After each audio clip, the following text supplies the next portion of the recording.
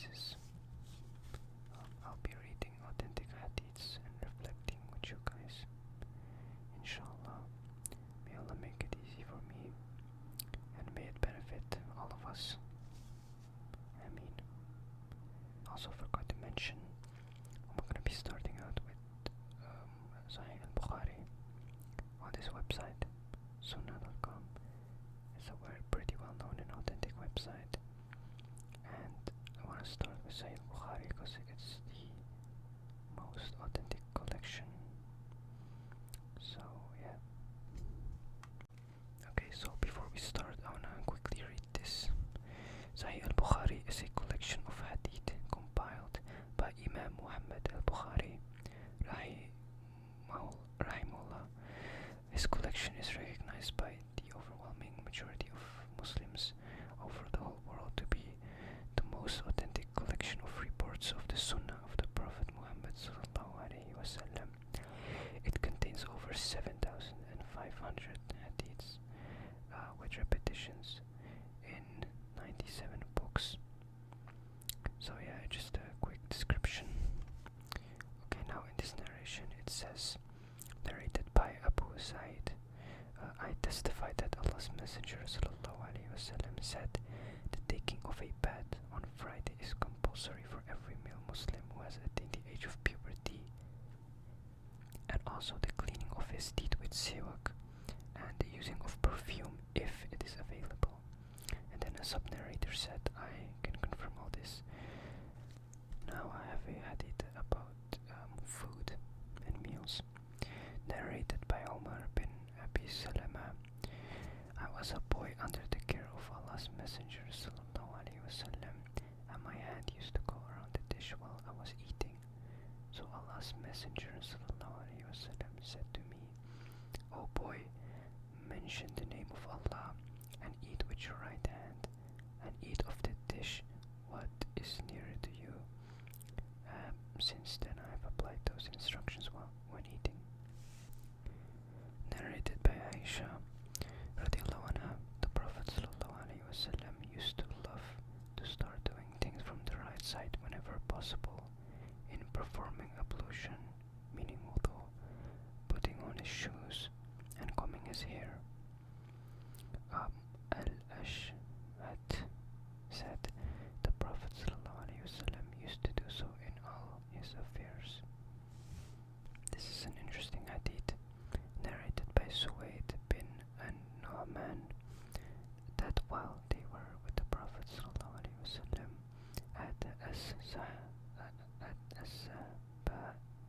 excuse me for my pronunciation, which was at a distance of 1 day's journey from Khaybar, the prayer became due, and the Prophet sallallahu alaihi wasallam asked the people for food, but there was nothing with the people except sawiq. A sawiq is like this small round thing made of dates or something.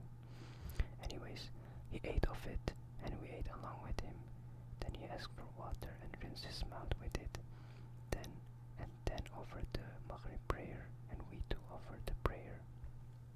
But the Prophet ﷺ did not perform ablution again after eating the sawiq.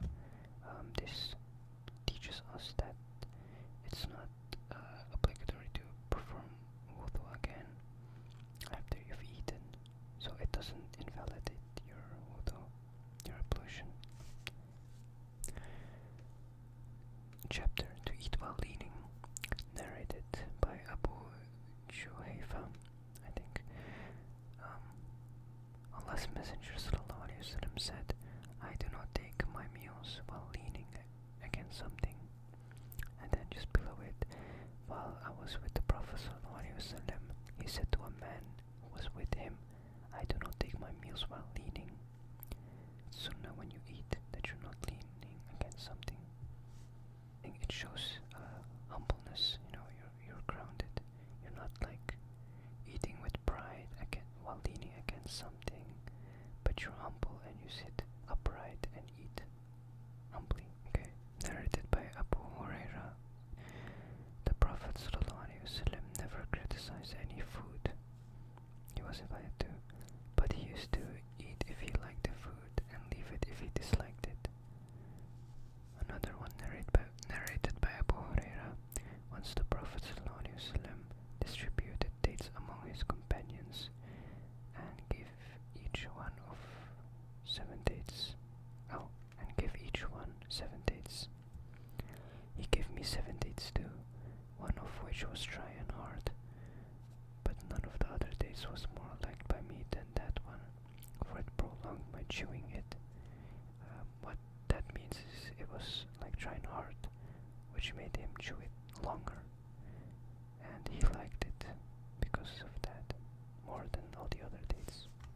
Narrated by Anas ibn Malik, the Prophet ﷺ never took his meals at a dining table, nor in small plates, and he never ate thin, well-baked bread.